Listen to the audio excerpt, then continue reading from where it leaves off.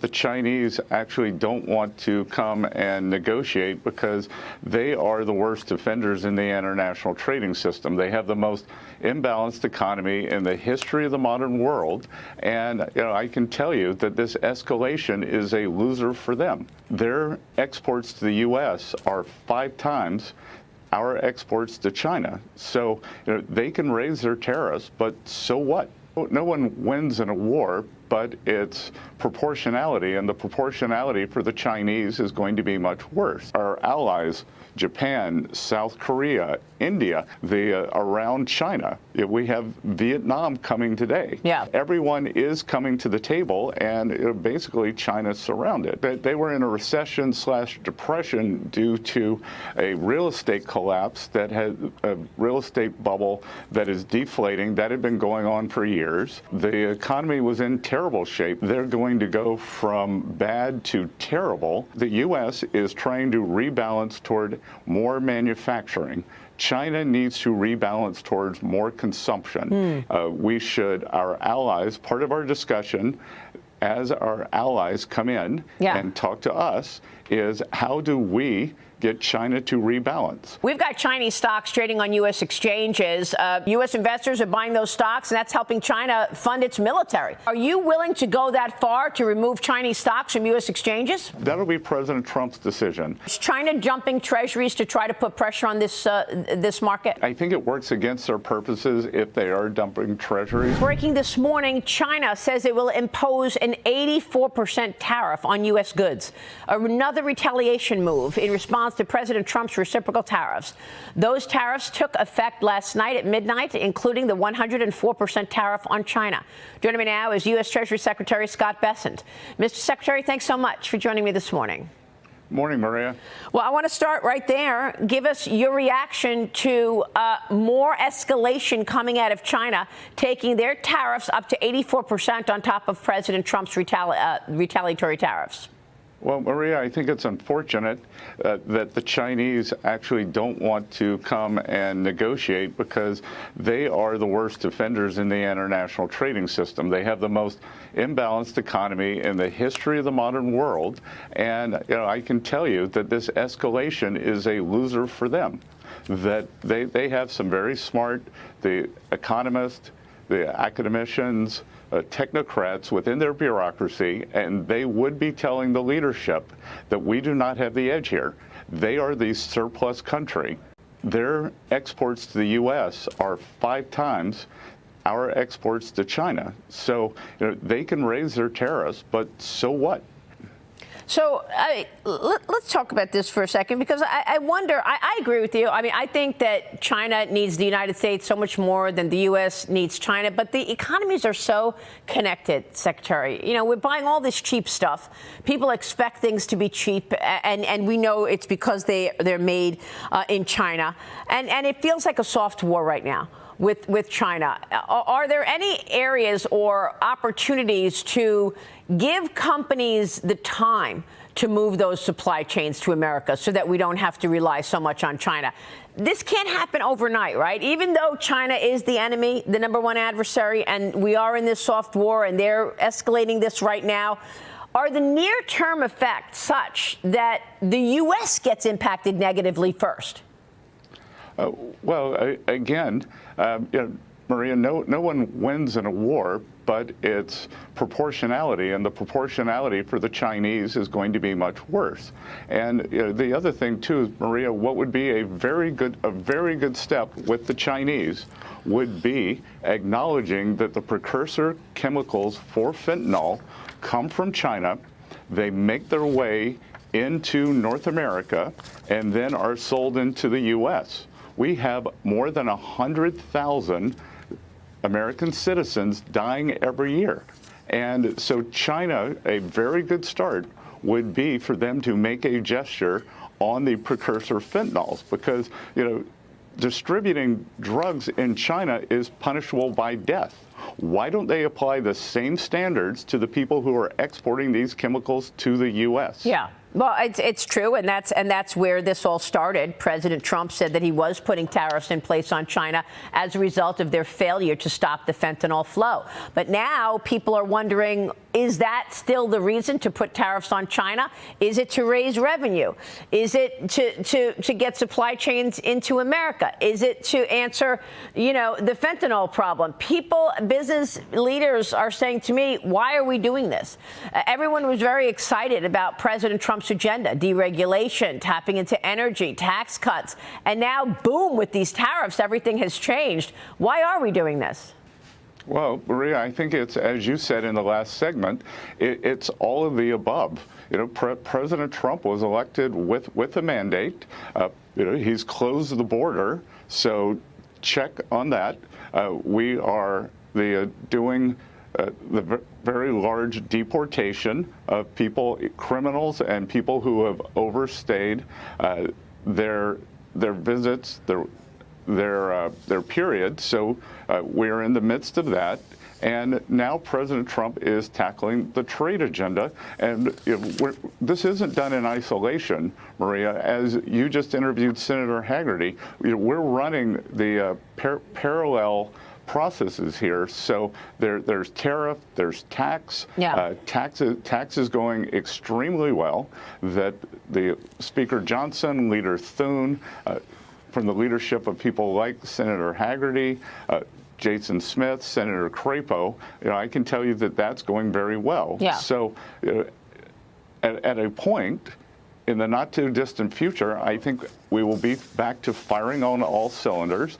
We have the response to the countries who want to come and sit at the table rather than escalate has been overwhelming. Yeah. Our allies, Japan, South Korea, India, and I will note that they are all around China. We have Vietnam coming today. Yeah. So everyone is coming to the table, and basically China's surrounded. The other thing that I would note is that a Spanish official said today that maybe Europe should look to China instead of the U.S. And I can tell you that is a losing proposition for the Europeans, because what is going to happen, and we've already seen it starting last week, that as we put up the tariff wall, China's business model is predicated on this incredibly imbalanced economy and exporting low-cost goods and subsidized goods to the rest of the world. And guess where they are going to land? On the European shores. So our allies, part of our discussion, as our allies come in and talk to us, is how do we get China to rebalance? That is the big win here. Yeah. That the U.S. is trying to rebalance toward more manufacturing. China needs to rebalance towards more consumption. If at a point we can move to that, then we can move together. Yeah. If they will acknowledge this fentanyl problem. So we have to have an end to these mercantilist policies. President Trump made that a priority. That's right. Just as tax is a priority. Well, this is all really important points, and I want to get to tax in a second. But in terms of the message, you just sent a great message to the Europeans. Let's hope they get it. In terms of the Chinese economy right now, you have to believe that 104% tariff on Chinese goods coming in is going to have a huge impact on the Chinese economy. How would you assess the Chinese economy right now? Well, look, they were in a recession/depression due to a real estate collapse that had a real estate bubble that is deflating. That had been going on for years, and the economy was in terrible shape. So, again, they're going to go from bad to terrible, and that which is unsustainable will be unsustainable. Yeah. The other thing that the Chinese should not do is try to devalue their way out of this, because, back to our European friends, our Japanese allies, our Korean allies, the Vietnamese, if China starts devaluing, then that is a tax on the rest of the world, and everyone will have to keep raising their tariffs to offset the devaluation. Yeah. So I would urge them not to do that and to come to the table. So, one more question on China, then I want to get to your talks on the tax extensions. How far are you willing to take this in terms of this soft war with China? We've got Chinese stocks trading on U.S. exchanges. U.S. investors are buying those stocks, and that's helping China fund its military. Let's face it. Are you willing to go that far to remove Chinese stocks from U.S. exchanges? Maria, I think everything's on the table. We are putting in process export controls for high-value security-related goods. We are talking about the export capital controls in terms of, as you said, a blacklist of things that U.S. Whether pension funds, endowments, investors should not be investing in to fund the Chinese military machine. But that'll be President Trump's decision. And you know what, Maria, at the end of the day, President Trump, Chairman Xi have a very good personal relationship, and I am confident that this will be resolved at the highest levels. Okay. Secretary, what is the backup plan in the meantime? Because, I understand the long-term issues, and I certainly understand this as a national security issue. 100%. I get that. And what the president is doing is monumental. No president has taken this on before. So we recognize the massive issues here. However, in the meantime, you're talking about $6 trillion in market value loss in a week. You're talking about CEOs now unwilling to give guidance for 2025. Is there a response or a backup plan for what seems to be corporate America shutting down corporate activity? IPOs put on the shelf, M&A deals put on the shelf, CEOs not giving guidance. I spoke with one CEO last night. He said, we're cutting our capital expense budget. I'm cutting my travel budget. I'm doing everything I can in terms of cutting so I don't have to cut jobs yet. But that is, of course, on the horizon because we're cutting capital spending. What do you do in that regard in the coming weeks and months as we see more CEOs talk that way? Well, I think in the coming months, CEOs won't have to talk that way. And what can we do in the coming weeks is, we have opened this process of negotiations country by country. It's going to be a bespoke, tailored process for each country. And as we strike these trade deals, I think that we will see greater and greater certainty. We have a delegation from Vietnam in. I was at the ambassador's residence, the Japanese ambassador's residence here in D.C. for the Cherry Blossom Festival last night, which was fantastic. And a Japanese delegation will be coming soon, South Korea, India, the UK. So I think we are going to see a rapid succession of these deals that will give CEOs greater certainty. But I think nothing gives greater certainty than getting this tax bill done. So what are the metrics and the milestones that we should be looking at, that, the market should be looking at to feel confident that this is working? You just named a number of countries. Is that what you want? Do you want to see 3, 5 new deals in the coming months in order to feel like, okay, we're getting somewhere? Well, that will be on trade, and then we talked about tax, and then Maria, I wanted to address. In the meantime, there is one of these. I've seen it very often in my market career. There's one of these deleveraging convulsions that's going on right now in the markets, and I think it's in the fixed income market. There's some very large leverage players who are experiencing losses. They're having to deleverage. I believe that there is nothing systemic about this. I think that it is an uncomfortable but normal deleveraging that's going on in the bond market.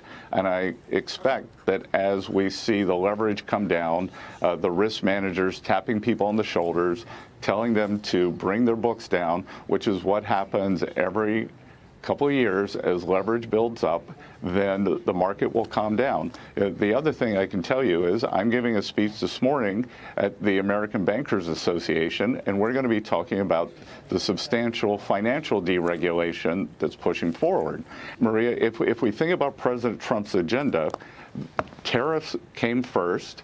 Now we're going to get tax done. We are pushing for deregulation, and the deregulation, unfortunately, takes longer to kick in, but I tell you, when it does, it's going to be powerful. And part of the deregulation in the banking industry will be changing what's called the supplementary leverage ratio, which will allow banks to buy more treasuries without a big capital charge. So, I would expect that we have created a new buyer for treasury securities, or a larger, more durable buyer. The fixed income issue has been a debacle this morning, and that is why I assume rates are moving up. The yield on the 10-year. We were wondering if there was a deleveraging issue, and whether or not China is dumping treasuries. Is that what you see right now? Is China dumping treasuries to try to put pressure on this market? Maria, I think it works against their purposes if they are dumping treasuries, because if they're dumping treasuries, then they have to buy something else. If they sell dollars, then they strengthen their currency. And as I said earlier, they've actually been weakening their currency, which is a loser for everyone. Right. And again, when I hear all these stories that the dollar is no longer going to be the reserve currency, if you end up with the Chinese who are willing to use their currency as a trade tool, that doesn't seem like a very good reserve asset to me. Yeah, very good point. But the dollar has been plummeting. You know that. What's the impact of that? Well, again, I want to reiterate, the U.S. has a strong dollar policy, and part of it is the overall, some of the bilateral, the dollar versus the euro, the dollar versus the yen. The Europeans are going to spend more on defense. So we are seeing upgrades, finally, to European fiscal spending.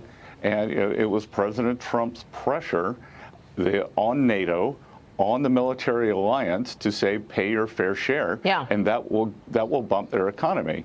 In Japan, the yen has been strong, but again, that is the result of very strong Japanese economic growth, rising inflation expectations, so the Bank of Japan is raising rates. So, all that's natural, Maria. Secretary, I have one more final question for you, and I know that you gave a very thoughtful interview recently, and you talked about the fact that we've got millions of people still in poverty right now. You're about to give a speech. No doubt you're going to touch on the macro story, and increasingly people are expecting that we are headed for a recession. I spoke with one CEO over the weekend. He said we are already in a recession. So how do you deal with that as you are trying to implement all of these new policies like deregulation when you've got the market expecting a sharp slowdown in economic activity, sir?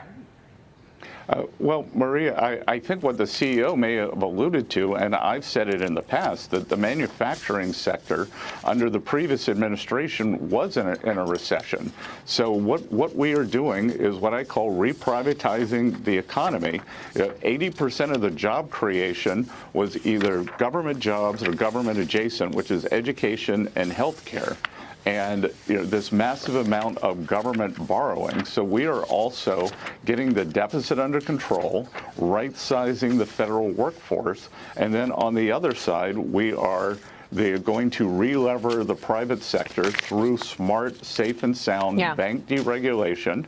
And then, as this CEO said, they can come out of recession because I expect that long-term interest rates should come down as we get the budget under control, inflation under control, energy prices come down, and then the private sector will have room to grow. Yeah. Well, look, let's hope that this huge population of people that President Trump delivered in that election, which includes Republicans, Democrats, and independents, will wait this out and get to the other side. And not continue this loss of value. But, Secretary, we appreciate your leadership. Thanks very much for being here this morning.